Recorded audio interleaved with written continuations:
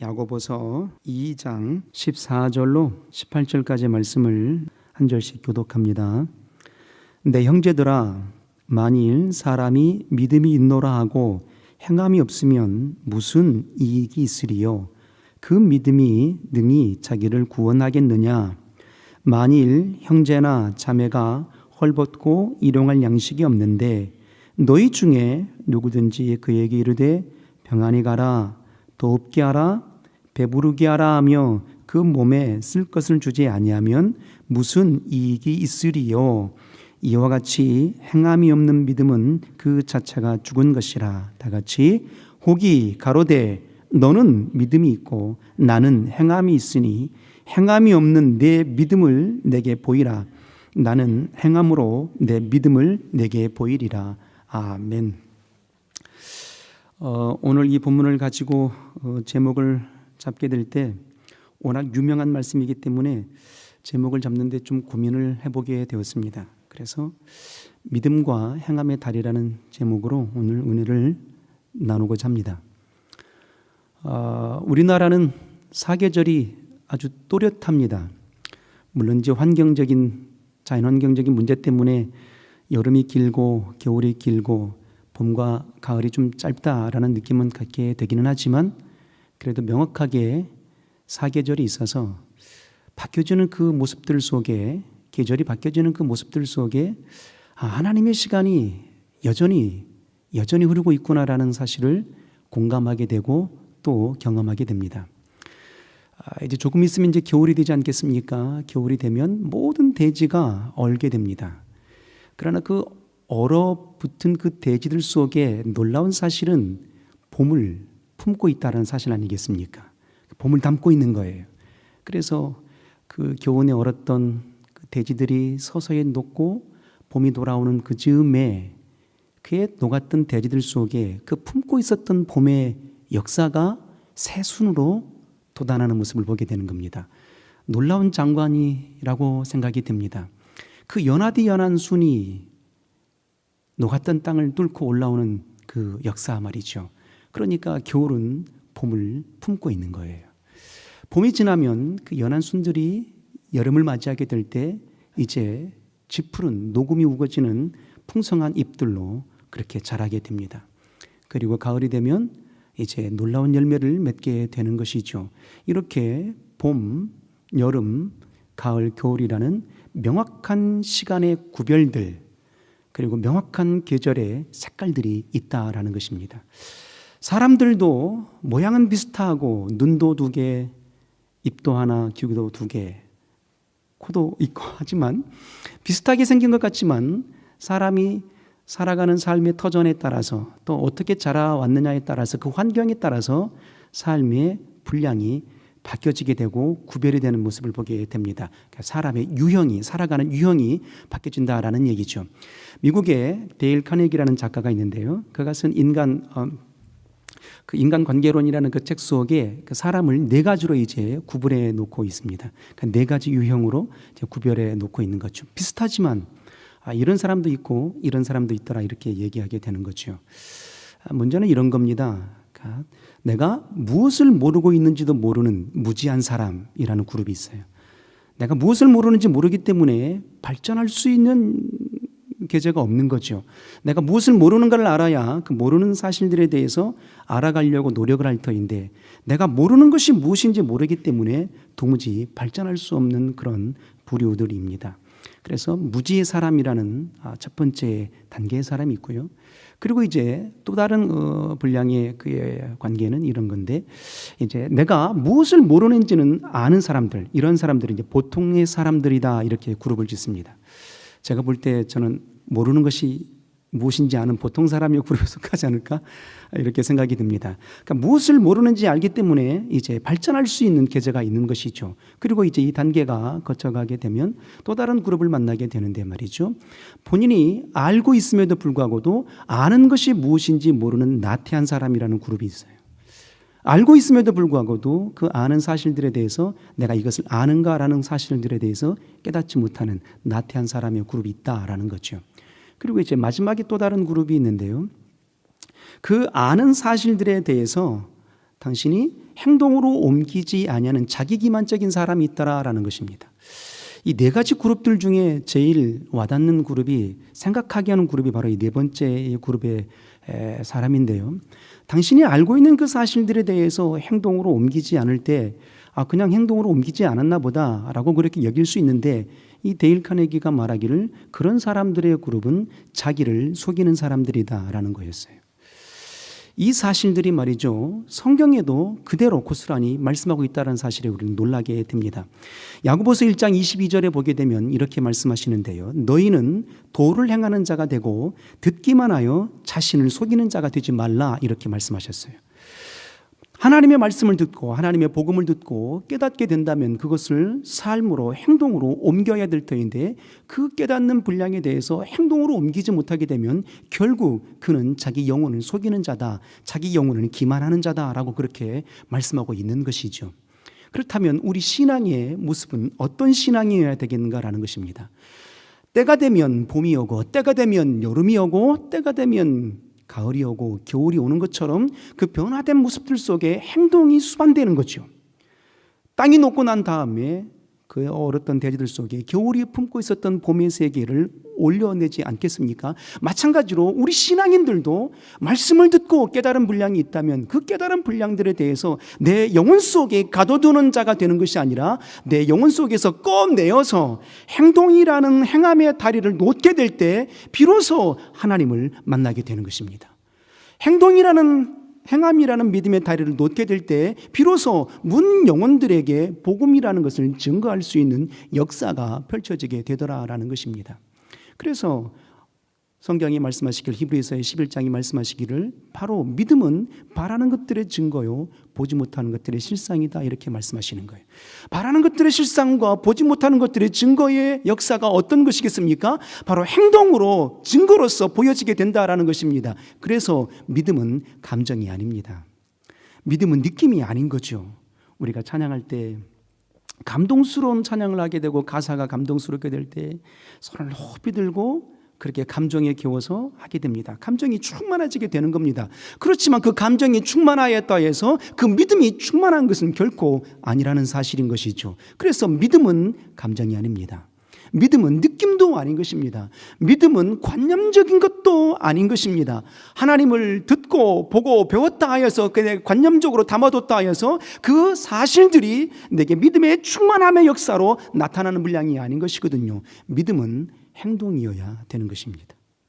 믿음은 내가 듣는, 깨달은 그의 역사가 삶으로, 행동으로 묻어져 나와야 되는 것입니다. 그래서 하나님이 증거하시는 믿음의 소유된 자는 어떤 자들일까요? 성경이 말하고 있는 믿음의 소유된 자들은 무엇을 말하고 있을까요? 그래서 성경이 증거하고 하나님이 원하시는 믿음의 소유된 자들은 바로 행동하는 자라는 사실들을 오늘 본문에 담아두고 있는 것입니다.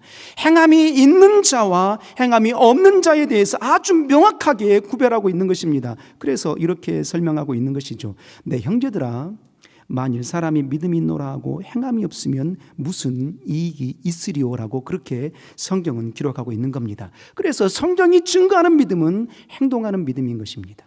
행함이라는 믿음의 다리를 놓게 될 때 비로소 하나님의 역사하심이 이 현실 속에서 능력과 기사와 이적으로 펼쳐지게 되는 것입니다.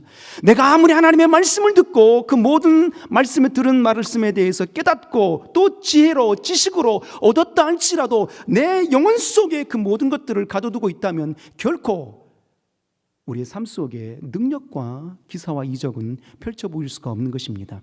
내 속에서 깨달아지는 그 모든 말씀들을 이 현실 속에 행함이라는 다리로 끄집어내게 될 때 비로소 하나님의 살아계심과 역사하심의 능력 역사가 펼쳐지게 되더라라는 것이죠. 우리가 운동선수들 보게 되면 그냥 이렇게 평상시복을 입고 운동하는 게 아니죠.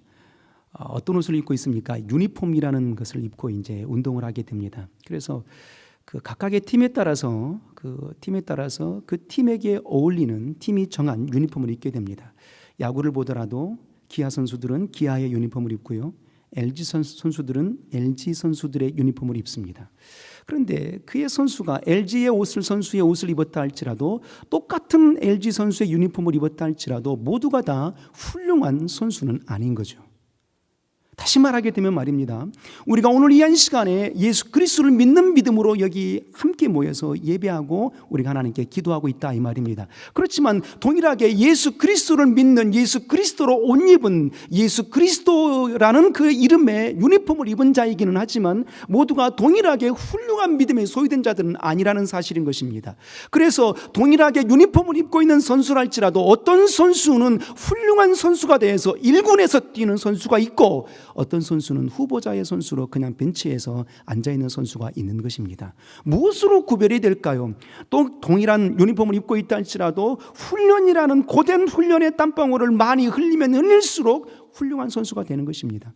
마찬가지로 우리 신앙인이 그리스도인이라는 유니폼을 입고 있을 때에 열심으로 내게 주신 그 말씀의 역사를 이 땅에, 이 현실 속에서 행함이라는 다리를 놓게 될 때, 건축하게 될 때 우리의 믿음이 하나님이 증거하시고 하나님이 인정하시는 믿음의 역사를 이루게 된다라는 것입니다.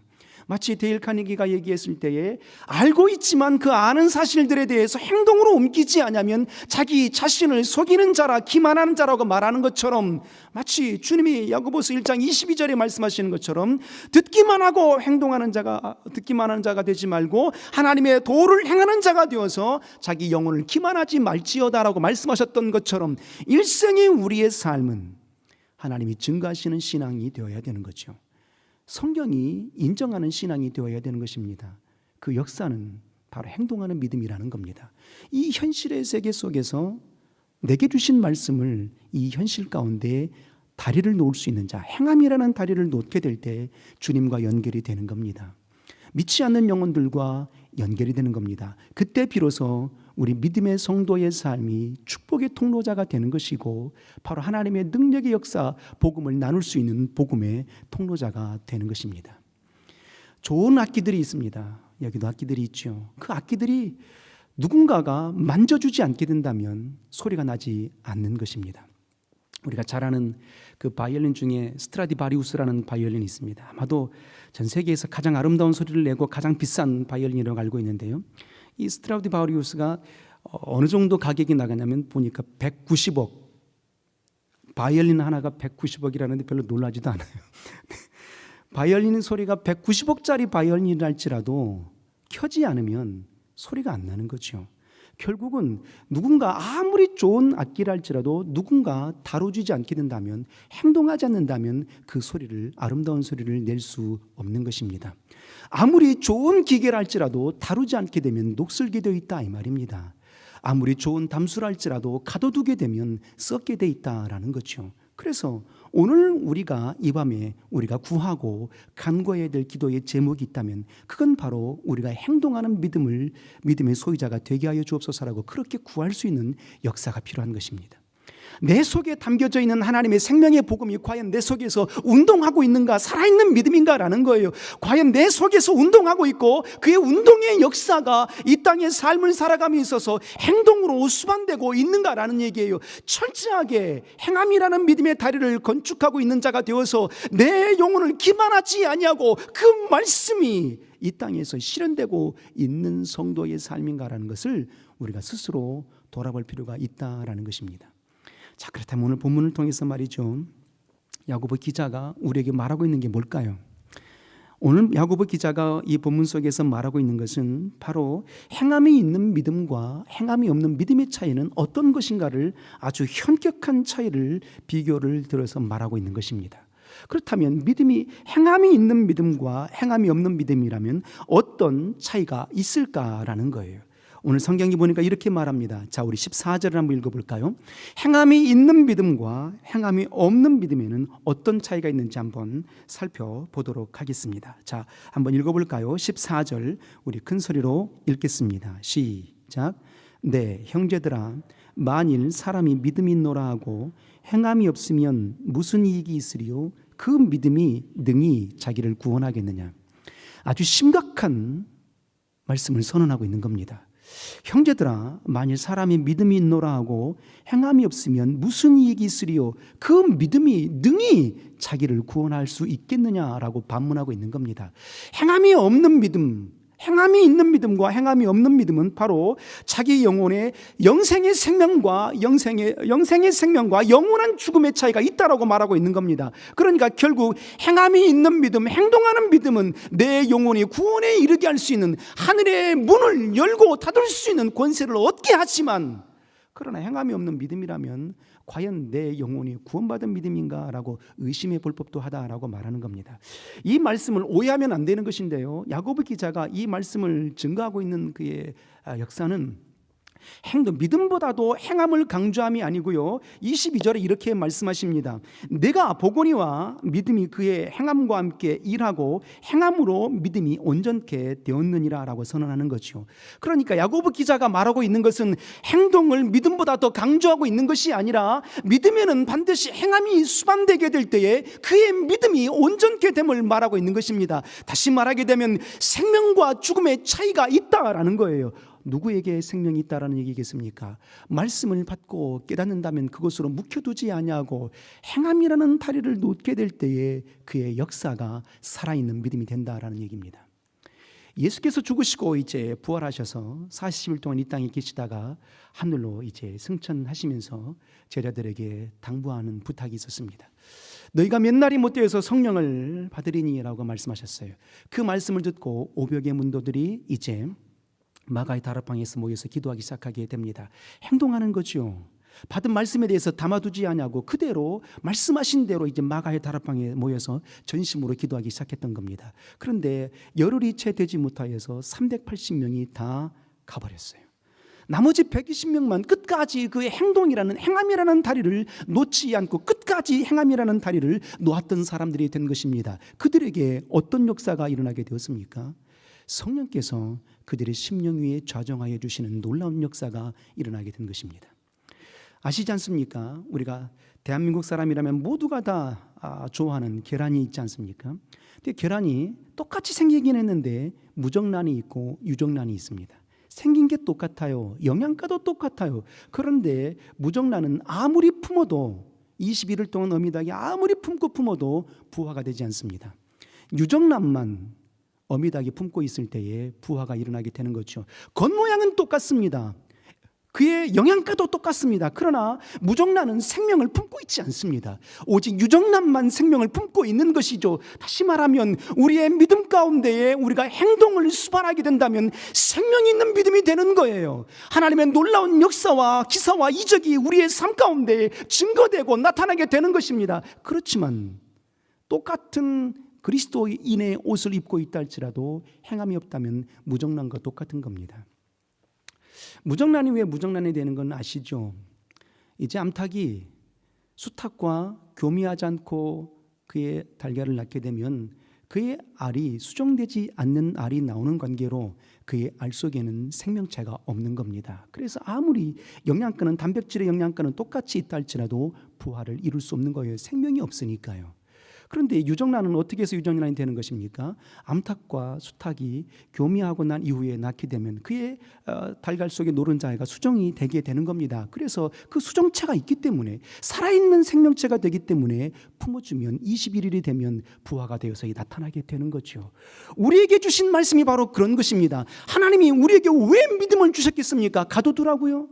마음속에 깨닫는 그 지식적인 관념적으로만 가둬두라고요? 그게 아닌 것이거든요. 살아있는 생명의 말씀이 운동할 수 있도록 우리에게 주신 것입니다. 그래서 우리의 삶 가운데에는 그의 말씀이 운동할 수 있도록 행함의 다리를 놓을 수 있는 믿음의 거룩한 성도의 삶이 되시기를 주 이름으로 축복합니다. 죽정이와 알곡이 있습니다. 생긴 것도 똑같고 모양도 똑같습니다. 그런데 말이죠, 알곡은 심게 되면 싹이 나게 되고 잎이 펼쳐지게 되고 그리고 풍성한 열매를 맺게 됩니다. 그렇지만 죽정이는 말이죠, 아무리 옥토밭에 심는다 할지라도 그 속에 생명이 없으므로 싹이 나지 않습니다. 꽃이 피지 않습니다. 열매를 기대할 수 없는 겁니다.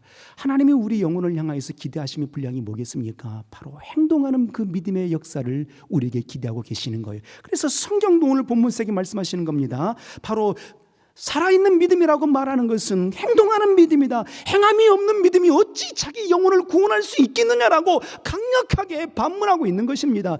일주일의 삶을 한번 돌아보시기를 바랍니다. 과연 내 일주일의 삶 가운데에 나는 어떤 믿음의 행동들을 옮겨놓고 있었던가 말이죠. 일주일의 삶을 돌아봤을 때 내가 행함이라는 것을 도무지 되뇌어 본 적이 없다면 과연 내 영혼이 살아있는 믿음이겠는가라는 거죠.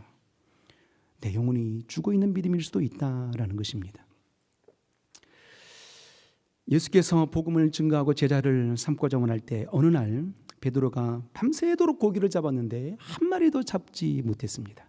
그리고 이제 그물을 정리하고 있었습니다. 그때 예수께서 오셔서 베드로의 배 위에 오르시더니 이제 말씀을 강론하셨어요. 베드로가 아주 감동을 받게 되었죠. 그리고 마지막 쯤에 주님이 베드로에게 이렇게 말씀하십니다. 깊은 데로 가서 그물을 던져라 이렇게 말씀하셨어요. 그때 베드로가 주님이 그에게 던져주신 말씀에 큰 감동을 받고 깨닫는 분량이 있었죠. 그때 만약에 깨닫는 그 분량을 마음속에 담아두기만 하고 그냥 그대로 있었더라면 아무런 역사와 이적은 나타나지 않았을 겁니다. 그런데 베드로가 주신 말씀을 그대로 행동의 다리를 놓게 됩니다. 그래서 베드로가 고백하기를 내가 밤이 맞도록 수고하여서 잡은 것이 없지만 주의 말씀에 의지하여 그물을 내리리다 하고 깊은 데서 그물을 내리게 됩니다. 어떤 역사가 일어나게 되는 것입니까? 베드로의 주신 말씀, 베드로에게 주신 말씀을 행동의 다리를 놓게 될 때에 어떤 역사가 일어나게 되는 거죠? 하나님의 살아계심의 역사와 이적을 경험하게 되는 것입니다. 두 배에 가득 차고도 남을 만큼 그물이 찢어질 정도로 놀라운 역사의 이적을 눈으로 목도하게 되는 것이죠. 이스라엘 백성들이 이제 여호수아의 이스라엘 백성들이 가나안 땅에 들어가기 전입니다. 가나안 땅에 들어가려면 반드시 요단강을 건너가야 되는 것이거든요. 그런데 요단강이 모매기 시기인지라 요단강이 범람할 시기였습니다. 우리 하나님께서 여호수아에게 말씀하시는 거예요. 제사장들에게 법궤를 짊어지게 하고 요단강이 갈라지기 전에 너희가 먼저 건너가라 이렇게 명하셨어요. 그때 여호수아가 스스로 생각해 보기를 어찌 이 요단강을 건널 수 있을까라고 그렇게 하나님 주신 말씀을 가둬둬 버렸더라면 그대로 요단강을 건널 수 없었을 것입니다. 그런데 주님 주신 말씀이 하나님 주신 말씀에 그대로 그 말씀을 행동으로 옮기게 됩니다. 홍해바다가 갈라질 때 모세를 향하여 홍해바다가 갈라질 때에는 말이죠. 하나님께 홍해바다를 갈라주고 나신 이후에 건너가라 하셨지만 여호수아에게 명하심의 장면은 요단강이 갈라지기 전에도 그 물이 범람하고 있음에도 불구하고도 그때 하나님께서 여호수아에게 말씀하신 거였어요. 행동하라. 하나님 주신 말씀은 능치 못함이 없다라는 얘기거든요. 그래서 행동하라고 명령하여 주셨어요. 그 명하심의 말씀을 따라서 여호수아가 행동으로 옮겼을 때에 어떤 역사가 나타나게 되었습니까? 잘 아시는 바대로 요단강이 갈라지는 역사를 보게 된 것입니다. 하나님이 우리에게 기대하시는 것은 바로 그런 것입니다. 과연 개혁이 이루어질 수 있을까?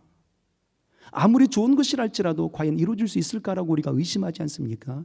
그런데 우리가 개혁의 역사라는 것은 말이죠.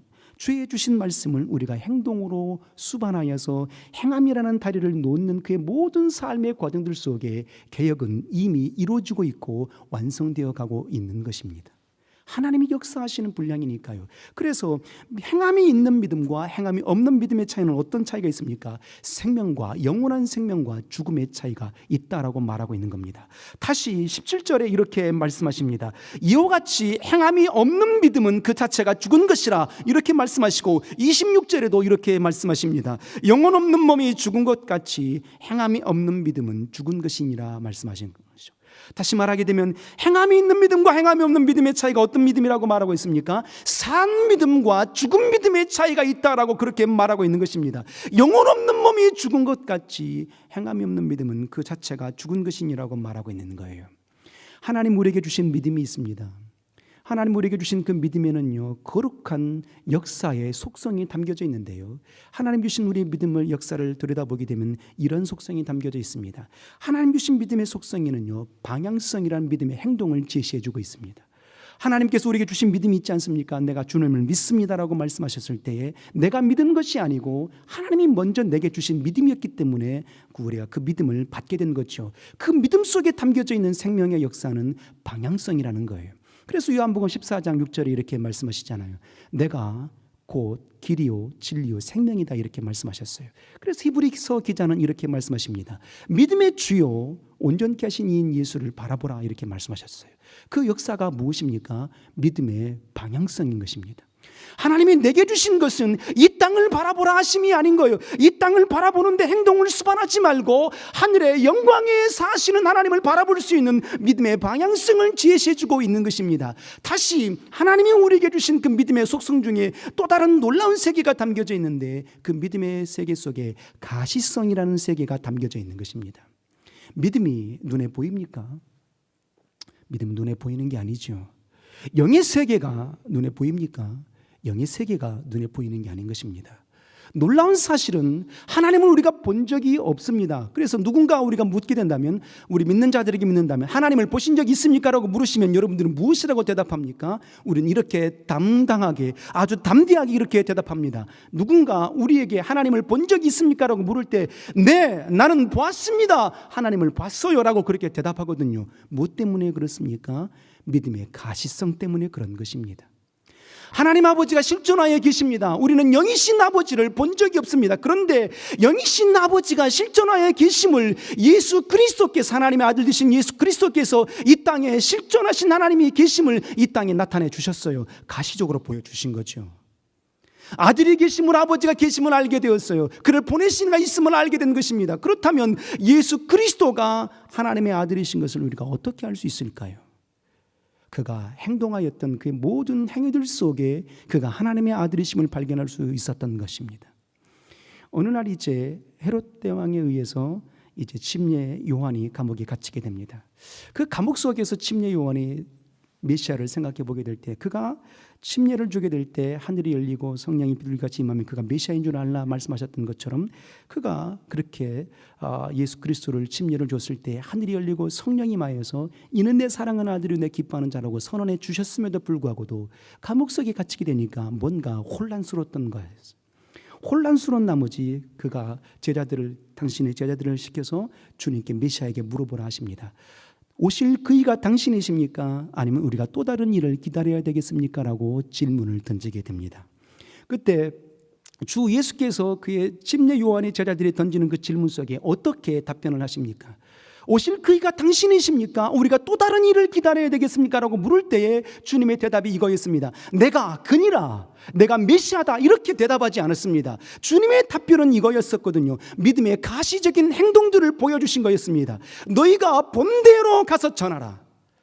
눈먼 자가 눈을 뜨게 되고, 안진뱅이가 일어나게 되고, 문둥병이 깨끗함을 입게 되고, 죽은 자가 살아나게 되고, 가난한 자에게 천국 복음이 전파됨을 내가 본대로 말하라 였던 것입니다. 무엇을 말하고 있습니까? 믿음의 가시성이었어요.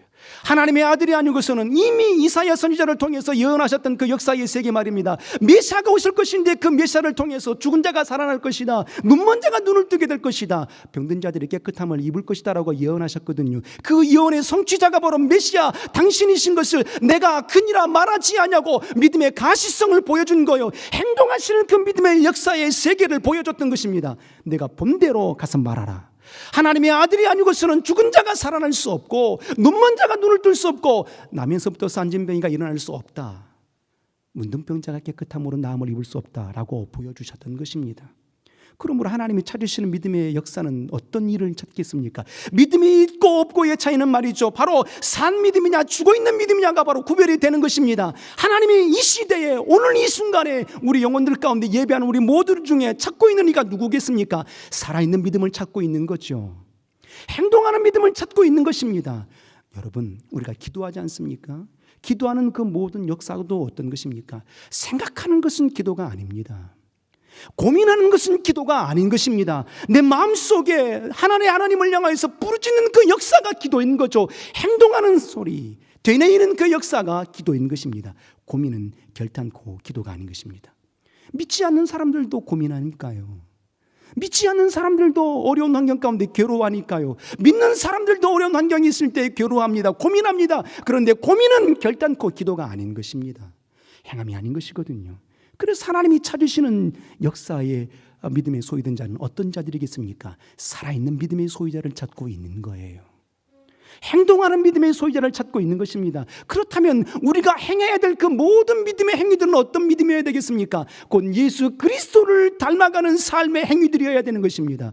예수께서 우리의 영혼을 구원하자 원하였을 때 내가 내 믿음이 너를 구원하였느니라 이렇게 말씀으로 선언하셨지만 그 말씀의 역사를 이루시기 위해서 어떤 행동들을 보여주셨을까요? 그가 친히 인생의 모든 질고를 짊어지시고 골고다의 길을 오르시는 것입니다. 그리고 그의 행동으로 물 한 방울 피 한 방울까지 아낌없이 다 쏟아 부으시는 역사의 삶을 보여주셨던 것입니다. 그러므로 하나님은 우리 이 시대에 우리의 영혼을 찾고 계세요. 이 시대의 믿음의 성도들을 찾고 계시고 증거하기를 원하시는 겁니다. 그런데 우리가 되돌아볼 때 말이죠, 마치 우리 믿는 믿음의 그리스도인들로 인해서 복음이 증거되고 그 복음이 살아있는 믿음으로 되뇌어져야 될 터인데 오히려 믿는 그리스도인들로 인해서 복음이 오히려 더 사장되어져 가는, 복음의 역사가 잠재워져 가는 모습을 보일 때가 있다라는 것입니다. 믿는 그 믿음의 역사가 삶과 행동으로 수반되지 않는 그 모든 역사가 어떤 일들이겠습니까? 바로 복음이 사장되어져 가는 모습들인 거죠. 믿지 않는 사람들이 어차피 믿지 않으니까 그대로 두겠죠. 그러나 믿는 우리 이 시대의 그리스도인들이 삶의 행동으로 행함의 다리를 놓지 못하고 있는 순간부터서 복음이 죽어가고 있는 겁니다. 복음이 멈춰지고 있는 겁니다. 초대교회가 왜 부흥했겠습니까? 모진 핍박들 속에서도 쉼없이 행동이 수반되는 믿음을 보였기 때문입니다. 모진 핍박과 고난 속에서도 그의 복음을 증거하는 일들을 쉼없이 되뇌었기 때문에 가능한 일들이었던 것입니다. 그렇다면 이 시대에 우리가 행해야 될 그 모든 역사의 믿음의 삶은 어떤 것이겠습니까? 예수 그리스도를 닮아가는 그 희생을 닮아가는 행동들이 수반되어야 되는 것입니다. 그가 일어났던 모든 믿음의 역사를 다시 우리가 읽어갈 수 있는, 풋뿌린 흔적의 그의 발자취를 다시 되뇌일 수 있는 그 역사의 행동들이 수반될 때 살아있는 믿음의 소유자가 되는 것입니다. 오늘 15절과 16절 이하를 보면 이렇게 말합니다. 15절과 16절에 만일 형제나 자매가 헐벗고 일용할 양식이 없는데 너희 중에 누구든지 그에게 이르되 평안히 가라, 더웁게 하라, 배부르게 하라며 그 몸에 쓸 것을 주지 아니하면 무슨 이익이 있으리요. 분명히 믿음 있는 사람의 고백입니다. 믿음 있는 사람이 가난한 자에게 야 너 가서 배불러라, 헐벗고 있는 사람에게 야 너 가서 옷 입어라, 그렇게 말했던 겁니다. 이 말씀하는 그런 증거 속에 성경의 기자는 무엇을 꼬집고 있는 것입니까? 그렇게 행동이 없이 입술만 떠벌리는 그의 역사 속에 병든 영혼이다라고 말하고 있는 거죠. 병들어 있는 영혼이라는 겁니다. 행동이 없는 그 사실 자체가 병들어가고 있다, 영혼이 죽어가고 있다라는 것이죠. 마치 우리가 말씀을 듣고 깨달은 그 감동의 세계로만 머물러 있으면 병든 영혼일 수 있습니다. 말씀을 배우는 것으로, 말씀을 깨닫는 그 지식적인 것으로 나는 내 할 본분을 다해서라고 그렇게 자기 만족하고 있다면 역시 병든 영혼일 수 있습니다. 내 삶을 돌아보았을 때 아무런 행동의 역사가 없다면 역시 병들어 있는 영혼일 수 있다라는 겁니다. 오늘 야고보 기자는 병들어 있는 영혼을 꼬집고 있는 거죠. 내 영혼이 살아있는 믿음인가, 죽어있는 믿음인가, 영생이 생명이 있는 믿음인가, 영생이 생명이 없는 믿음인가, 한번 돌아보도록 하라. 너에게서 나에게 믿음을 보여봐라. 나는 행동하는 믿음으로 내 믿음을 너에게 보이겠노라. 그렇다면 너의 믿음을 내게 보여봐라 라고 말하는 것입니다. 우리의 믿음이 형상으로 가시화되어야 되는 것입니다. 믿으면 가시성이 있다라고 분명히가 바람은 눈에 보이는 게 아닙니다. 그런데 우리는 분명하게 바람을 본 적이 없지만 바람이 있다라고 그의 실존을 인정합니다. 그의 바람이 찬바람인지 그의 바람이 더운 바람인지 느끼기까지 합니다. 낙엽이 흔들리는 모습을 보시고 바람이 부는구나라고 느끼게 되는 것이죠. 그와 같이 우리의 삶 속에서도 주님 주신 말씀을 붙들고 나아가게 될 때 예수 그리스도 희생을 되뇌어 볼 수 있는 행동의 삶이 될 때, 예수 그리스도의 사랑을 되뇌이는 삶의 행함의 다리를 놓게 될 때, 예수 그리스도의 섬김의 행함의 다리를 놓게 될 때에 살아있는 믿음이 되는 것입니다. 하나님이 찾는 믿음의 소유자가 되는 것이죠. 우리 모두가 다 행동하는 믿음의 다리를 놓을 수 있는 살아있는 믿음의 소유자가 되시기를 주 이름으로 축복합니다. 할렐루야.